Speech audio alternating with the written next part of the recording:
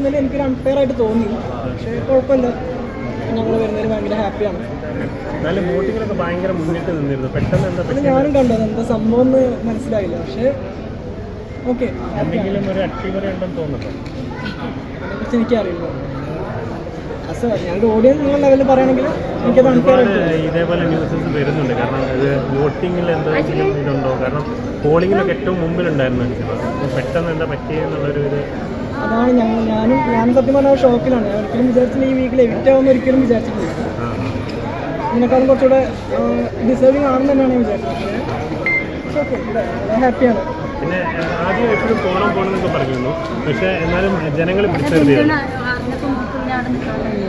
പക്ഷെ ജനങ്ങൾ പിടിച്ചെറിയല്ലേ. പിന്നെ അൻസിബ നല്ലൊരു മൈൻഡ് ഗെയിമർ ആണെന്നുള്ളൊരു ഇതുണ്ട്. അതൊന്നും എനിക്കറിയില്ല. പിന്നെ ഓള് എങ്ങനെയാണ് വീട്ടിൽ അതന്നെയാണ് അവിടെ. നല്ല ഒബ്സർവേഷൻ ഉണ്ടല്ലേ. ഞാൻ പിന്നെ ക്യാരക്ടറിനൊന്നും ഒരു മോശമില്ല.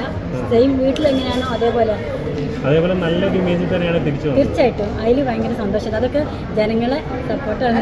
മോള് ഇതുവരെ നിന്നതും ഇപ്പോൾ തിരിച്ചതൊക്കെ ഒത്തിരി സന്തോഷം. തീർച്ചയായും ഈ എവിക്ഷൻ അൺഫെയർ ആണെന്നൊക്കെ തോന്നലുണ്ടോ? പറഞ്ഞപോലെ എനിക്ക് തോന്നിയിട്ടുണ്ട്, എനിക്കറിയില്ല.